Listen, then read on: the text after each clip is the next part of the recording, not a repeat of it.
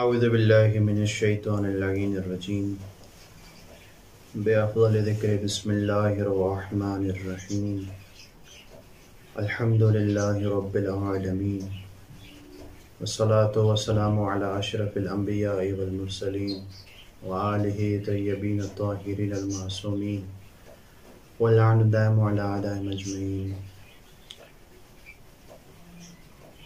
عظم اللہ اجورنا و اجورکم بذکر استشہاد امیر المومنین علی بن ابی طالب علیہ السلام.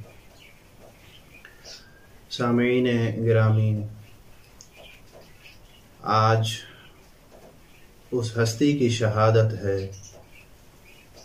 آج اس عظیم وجود کی شہادت ہے کہ جس کے لیے عالم کون مقام میں حدیث قدسی معروف ہے کہ یا علی لولاک لما خلقت محمدن، کہ اے علی اگر آپ نہیں ہوتے تو میں حضرت محمد مصطفیٰ صلی اللہ علیہ وآلہ وسلم کو خلق نہ کرتا. آج اس ہستی کی شہادت ہے کہ جس ہستی نے ہمیشہ یہ کوشش کی کہ انسان کی اصلاح ہو، کہ جس ہستی نے ہمیشہ یہ کوشش کی کہ اللہ کی خلق کی ہوئی زمین پر امن قائم رہے، جس ہستی نے پوری زندگی میں یہ کوشش کی کہ کوئی بھی بھوکا نہ رہے، کوئی بھی بھوکا نہ سوئے، آج اس ہستی کی شہادت ہے کہ جس کے لیے رسول اکرم صلی اللہ علیہ وآلہ وسلم نے ایک عظیم حدیث میں اشارہ دیا کہ جب تک امیر کائنات علی بن ابی طالب علیہ السلام کے ہاتھوں میں میرے دین کی باغ ڈور ہے، میرا دین اور مسلمان محفوظ ہیں. جو ہی وہ اس دنیا سے رخصت ہوگا تو اس دین میں ایک ایسا بگاڑ پیدا ہوگا، ایک ایسی خرابی پیدا ہوگی جو تا قائم آل محمد کے ظہور سے پہلے صحیح نہیں ہو سکتی.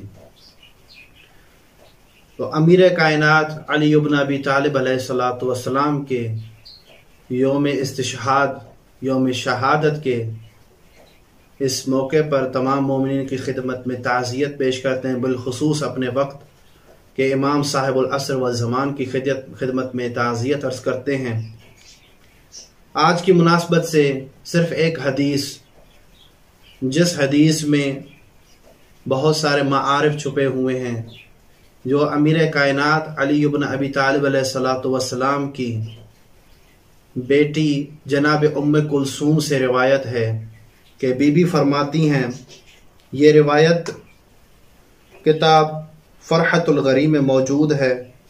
اور بحار الانوار کے جلد نمبر 42 میں یہ روایت نقل کی گئی ہے. روایت کچھ اس طرح ہے کہ بی بی ام کلثوم فرماتی ہیں، قالت آخر عہد ابی الی اخویہ،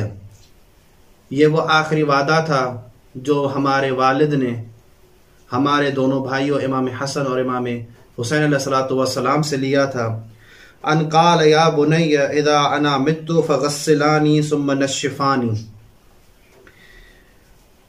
بابا نے فرمایا کہ اے میرے پیارے بیٹو، جب میں مر جاؤں اور جب میں اس دنیا سے رخصت ہو جاؤں، فغسلانی، تو تم دونوں مجھے غسل دینا. فغسلانی، دیکھیں لفظ پہ توجہ فرمانی ہے کہ حدیث کہہ رہی ہے فغسلانی، یہ اشارہ ہے کہ ایک امام کو صرف اور صرف ایک امام ہی غسل دے سکتا ہے. امام کو غیر امام، معصوم کو غیر معصوم غسل نہیں دے سکتا. اسی لیے امیر کائنات نے فرمایا فغسلانی، تم دونوں میرے بیٹے مجھے غسل دینا. ثم نشفانی، اس کے بعد مجھے کفت دینا. بالبردۃ التی نشفتم بہا رسول اللہ، اسی کپڑے سے جس کپڑے سے آپ نے اور ہم نے رسول خدا صلی اللہ علیہ وآلہ وسلم کو کفن دیا تھا. وہ فاطمہ، اور جس کپڑے سے ہم نے سیدہ زہرا سلام اللہ علیہ کو کفن دیا تھا. ثم حنطانی، اس کے بعد آپ دونوں مجھے حنوط دینا،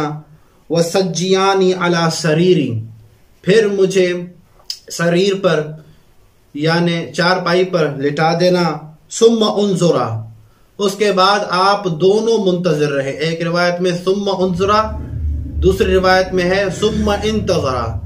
یعنی آپ دونوں منتظر رہیں حتی اذا ارتفع لکما مقدم السریر، آپ نے یہاں تک انتظار کرنا ہے کہ جب تک اس چارپائی کے آگے دو سرے بلند نہ ہو جائیں تب تک آپ نے چارپائی میں ہاتھ نہیں لگانا۔ جب وہ بلند ہو جائیں فَحْمِلَا مُؤَخَّرَهُ، تو اس کے پیچھے جو چارپائی کے دو باقی جو پائے بچتے ہیں ان کو آپ اٹھا لیجئے گا۔ قال فخرجت اشیع جنازۃ ابی، بی بی فرماتی ہیں کہ میں جنازے کے پیچھے پیچھے ان کے ساتھ چلی ہوں، حتی اذا کننا بظہر الغری، یہاں تک کہ ہم غری کے پاس پہنچ گئے، یعنی ظہر الکوفہ یعنی نجف اشرف کی وادی میں جب ہم پہنچے تو فرماتی ہیں رکن المقدم فوضعنا المؤخر، انہوں نے سریر کو آگے رکھا اور ہمیں پیچھے بیٹھنے کو کہا گیا۔ ثم برز الحسن بالبرد التي نشف بها رسول اللہ وفاطمۃ وامیر المؤمنین، اس کے بعد ہمارے بھائی امام حسن علیہ الصلوۃ والسلام نے وہ چادر نکالی جس چادر سے رسول خدا کو ڈھانپا گیا تھا، یعنی وہ جو چادر جس میں رسول خدا کو کفن دیا گیا تھا اور سیدہ زہرا سلام اللہ کو کفن دیا گیا اور امیر مومنین کو کفن دیا گیا۔ ثم اخذ المعول فضرب ضربة فانشق القبر، پھر انہوں نے ایک چیز اٹھائی اور اس سے ایک ہی ایسی ضرب ماری کہ قبر کے دو حصے ہو گئے، یعنی قبر شگافتہ ہو گئی۔ عن ذریح فاذا هو بساجة مکتوب علیہ الستران، جب وہ امام حسن علیہ السلام نے اس زمین پر ایک ضربت ماری تو اس ضربت سے جب قبر اطہر شگافتہ ہوئی تو اس سے ایک لوح نکلی جس پر کیا لکھا ہوا تھا، مکتوب علیہ ہا ستران، اس پہ دو عبارتیں لکھی ہوئی تھیں بسریانیہ، سریانی زبان میں، وہ کیا تھی؟ بسم اللہ الرحمن الرحیم، ھذا قبر قبرہ نوح النبی لعلی وصی محمد، کہ یہ وہ قبر ہے جس قبر کو حضرت نوح علیہ السلام نے آخری نبی کے وصی کے لیے بنایا تھا۔ قبل طوفان ب700 عام، طوفان کے 700 سال آنے سے پہلے۔ قالت ام کلثوم فانشق القبر، بی بی ام کلثوم فرماتی ہے اس کے بعد قبر شق ہوئی۔ فلا ادری نبش سیدی فی الارض ام اسری بہ الی السماء، میں نہیں جانتی، میں نہیں سمجھ پائی کہ ہمارے سردار کو زمین میں دفنایا گیا یا انہیں آسمان کی طرف لے جایا گیا۔ اذ سمعت ناطقا لنا بتعزیہ، کہ میں نے ایک ندا سنی جو ہم سے تعزیت کرتے ہوئے کہہ رہی تھی، احسن اللہ لکم العزا فی سیدکم، کہ اللہ تبارک و تعالی آپ کے اس عزا میں آپ کو تعزیت پیش کرتا ہے آپ کے سردار کے بارے میں، وحجت اللہ علی خلقہ، اور اس حجت پہ جو اللہ تبارک و تعالیٰ کی طرف سے ہے۔ اس روایت میں دو چیزیں ہمارے لیے واضح ہوتی ہیں۔ سب سے پہلے کہ امام کو امام کفن دیتا ہے، امام کو امام غسل دیتا ہے، امام کو قبر میں امام ہی اتارتے ہیں۔ دوسری یہ بات واضح ہوئی کہ وہ امیر کائنات کہ جس کے آنے کی جگہ کعبہ